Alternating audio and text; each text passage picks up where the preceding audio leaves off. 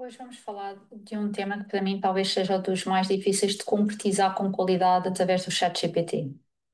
Ou seja, construir aqui uma espécie de biblioteca de jurisprudência para que possamos utilizar.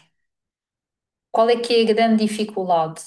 O ChatGPT, como outro LLM, não consegue aceder à base de dados, por exemplo, dos sites onde encontramos a jurisprudência que vamos consultar ou analisar.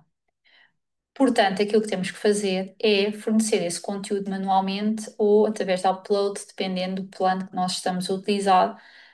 Podemos ter um plano pago do ChatGPT ou do TLLM e ter funcionalidades que numa versão gratuita nunca terá. E, portanto, aquilo que eu vou tentar aqui explicar é como é que nós podemos criar esta biblioteca, de forma a que possamos aceder ao conteúdo com qualidade e com algum rigor. Ainda que, e deixo esta nota prévia, eu sinto que realmente não é uma área onde podemos apostar a 100%, nem 80%, para o uso destas ferramentas. Mas seja como for, todos os dias as ferramentas estão a melhorar e podemos experimentar criar estas bibliotecas e tirar daqui alguns benefícios. Como é que eu posso fazer então esta estrutura? Duas abordagens possíveis. A primeira, utilizar documentos carregados. Para tal, mas deixa a salvaguarda que possivelmente este formato só dará em versões pagas e conforme a LLM, tá bem? Neste caso eu estou a falar do ChatGPT, mas podem experimentar no outro, por exemplo, o Gemini. Exemplos de prompt que nós podemos dar com estes documentos que nós carregamos diretamente no ChatGPT. Podemos pedir, organiza os acórdãos por tipo de crime e tribunal, por exemplo, resume os fundamentos de um determinado acórdão, neste caso do Tribunal da Relação do Porto, sobre um determinado tema, abuso de confiança, por exemplo, ou cria uma tabela comparativa sobre a admissibilidade de prova digital nos acórdãos que foram fornecidos. Ok, neste caso, nós estamos a colocar os documentos no chat e estamos a pedir determinados prompts, portanto, determinadas tarefas. Outra opção é uma construção gradual com fichas de jurisprudência. Peço desculpa, a palavra parece cortada. Este caso, ou esta opção, é mais complexa, não é tão fácil de concretizar como a anterior, porque neste caso eu basta-me carregar os documentos e vou-lhe pedindo as diferentes tarefas. Nesta opção eu tenho que construir as fichas. É uma opção que permite um maior controle e rigor jurídico. Então, o que é que eu tenho que fazer? Eu tenho que construir estas fichas de jurisprudência, depois podemos até pedi-las ao ChatGPT, e uma estrutura recomendada será para cada acordo eu ter o tribunal, a data e o número de processo, os artigos aplicados, a questão jurídica a analisar, a decisão, trechos relevantes, citações desse mesmo acórdão e link para o acórdão, ainda que o chat não o consiga consultar, tem conhecimento de que existe e onde poderia aceder. Neste caso, devemos inserir este documento em formato Word ou Excel diretamente no ChatGPT. Tipo de exemplos de prompts é que nós podemos pedir? Com base nesta jurisprudência, indica os acórdãos que abordam um contraditório técnico, por exemplo, ou criar um índice temático de acórdãos com base nos acórdãos fornecidos e nos artigos aplicados. É uma opção mais complexa do que a primeira, porque nos exige aqui este trabalho prévio. Seja como for, o resultado adquirido tem muito maior controle e rigor jurídico do que na outra opção. O que é que nós podemos então fazer com esta biblioteca? Podemos pedir resumo por temas jurídicos, por exemplo, resumo acórdão sobre escutas telefónicas e o artigo tal. Pedir peças jurídicas, com base neste acórdão, sugere argumentos contra a validade da prova, comparação entre decisões, comparar a decisão do Tribunal A com o Tribunal B, extração de citações relevantes, pedir para transcrever segmentos em que o Tribunal se refere a um determinado elemento e um apoio à investigação científica quando estamos a tentar estudar o estado da arte, por exemplo, da jurisprudência num determinado tema. Cuidados obrigatórios, riscos. Eu já falei disto anteriormente, mas aqui voltar a referir, se calhar com mais ênfase. É que Nós temos sempre que verificar a jurisprudência real e temos que ter a certeza que no final o modelo não confundiu acórdãos e não misturou excertos entre eles. Isto acontece com muita frequência. Privacidade e sigilo. Esta, para mim, é o grande alerta. Não se carrega documentos com dados pessoais de processos em segredo de justiça ou de elementos, especialmente que identificam as vítimas, para um LLM. O que está na net, fica na net. Ainda que possamos dizer que não há memória, que se apaga e que não sai dali, que é um modelo privado, etc, etc. A verdade é que há pouco tempo tivemos a experiência de conversas que ficaram, conversas, peço desculpa, interações com este modelo, que ficaram expostas na net e, portanto, atenção aos documentos que colocamos. Eu estou a dizer isto porque a minha experiência demonstra que muitas pessoas, ainda que bem intencionadas, colocam muita informação nos LLMs e depois não sabem o que pode acontecer a essa informação. Não usar acórdãos inventados pelo modelo, o modelo inventa bastante, e usar apenas os documentos que fornecemos e referir várias vezes, utiliza simplesmente estes acórdãos. Antes de usar o prompt, antes de aplicarmos qualquer prompt, o chat GPT tem que ter acesso aos excertos ou aos textos integrais dos acórdãos que nós vamos fornecer, através de um ficheiro PDF ou de texto, ou colocando através de cópia, copiar, colar.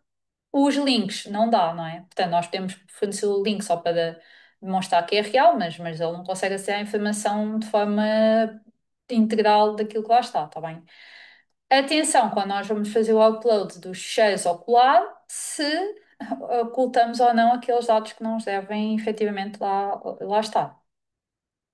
Como é que nós então podemos fazer alguns prompts? Um prompt de organização temática. Vamos pedir, organiza os acórdãos que forneci por tema jurídico e indicamos qual é que é o tema. Os meus acabam de ser sempre aqui mais dentro da área do direito penal, por tribunal e por artigo aplicável. Com isto, conseguimos aqui um índice de jurisprudência útil à construção de documentos ou capítulos e conseguimos aqui uma estrutura organizada, está bem? Portanto, para facilitar uma localização mais rápida de decisões relevantes por tema ou artigo. Depois, podemos também pedir um resumo de fundamentos. Resume os fundamentos jurídicos utilizados no acórdão, data, tribunal, processo. Quanto à validade da prova obtida, por exemplo, encriptação, identifica os argumentos principais e normas invocadas. E daqui ele vai extrair um raciocínio jurídico relevante sem correr o risco de inventar. Porquê? Porque ele tem o documento inserido ou através de cópia e, portanto, ele consegue analisar esse documento e aferir retirar determinadas informações. Depois, outro exemplo, resumos de fundamentos, está bem? Portanto, aqui a temática, resumos de fundamentos, outro exemplo. Construção de tese com base em jurisprudência, com base em excertos de acórdãos que nós fornecemos e elaborar, por exemplo, uma tese argumentativa, neste caso sobre a admissibilidade da prova digital através de malware, com o apoio do artigo tal e tal. É importante nós darmos este conteúdo todo e este rigor todo, porque se não caso contrário ele vai tirar, salvo seja que não é uma pessoa, mas vai seguir um caminho que considera o mais provável ou o mais acertado e pode não ser aquele que nós queremos, não é? Por exemplo, muitas vezes, quando pedimos a análise de um acórdão, ele vai se focar num aspecto que considera que é o relevante e nós queremos outro. Portanto, nós temos que dar estas indicações todas. E aqui nós fornecemos o acórdão, fornecemos os artigos e pedimos então esta construção fundamentada. Comparação entre acórdãos. Eu coloco dois acórdãos e peço então para comparar o entendimento do acórdão A com o acórdão B na aplicação do artigo X, neste caso 32 da Constituição, em matéria de tal e tal. E peço então que se faça um resumo sem criar conteúdo novo, porque pode dar asa à imaginação.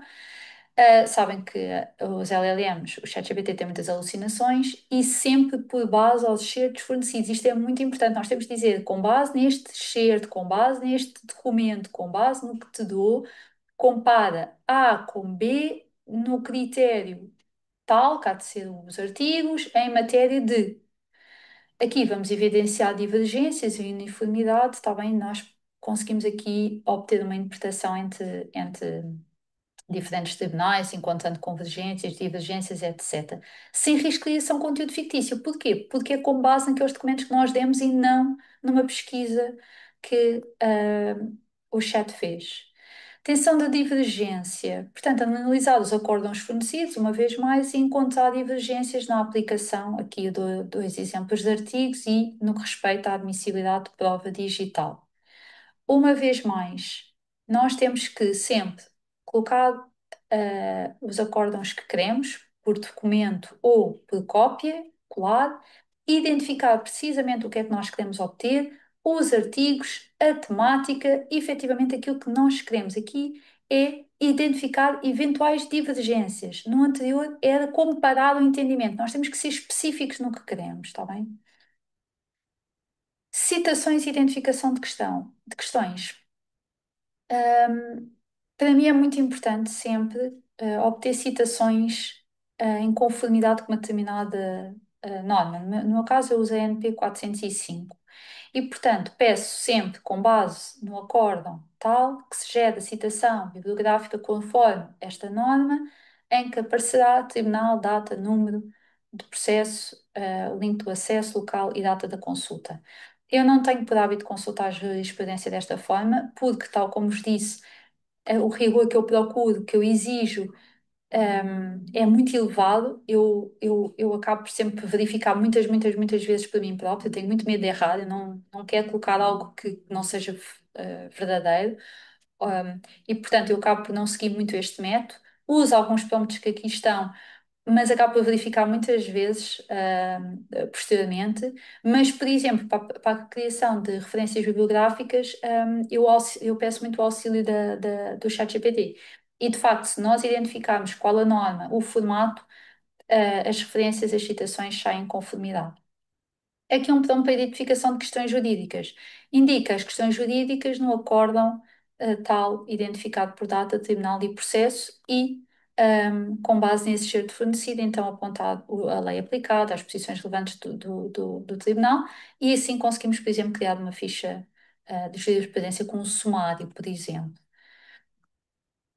Por fim, aqui um prompt ajuda à estruturação de peça processual, com base nos acórdãos fornecidos, ajudar a estruturar um requerimento a um juiz de instrução, onde se alega a nulidade da prova digital por violação de determinados artigos, e aqui cria-se então esta peça jurídica com citações relevantes, estrutura, etc., mais arriscada, atenção, sempre que estes trabalhos são pedidos, é necessário uma grande supervisão da nossa parte, reler várias vezes, perceber se efetivamente está de acordo com o que nós pensamos. Isto é uma ferramenta de auxílio que não nos deve substituir a 100%, nem se calhar a 80%. Cruzamento de jurisprudência com legislação europeia. É possível pedir, então, de acordo com os acórdãos fornecidos, identificar segmentos que interpretam determinadas normas europeias, neste caso uma diretiva, e cruzar o entendimento de tribunais portugueses nesta matéria, e aquilo que se procura é uma integração da jurisprudência nacional com instrumentos europeus. É muito complexo esta parte.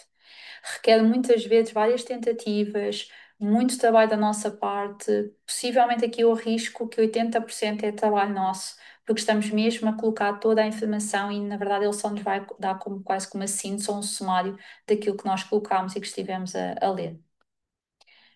Um plano para a elaboração de estado da arte. É muito interessante esta possibilidade. Com base nos acórdãos fornecidos, elaborar um estado da arte sobre a admissibilidade, por exemplo, da prova digital no processo penal português, com tendências jurisprudenciais, principais argumentos e normas. Dificuldade aqui é que eu tenho que dar realmente toda a base que vai ser analisada, porque se não, caso contrário, não vai ter fiabilidade nenhuma, não vai conseguir aceder em condições à documentação e, portanto, nós vamos mesmo ter que dar todo o conteúdo, de alguma forma, o acesso.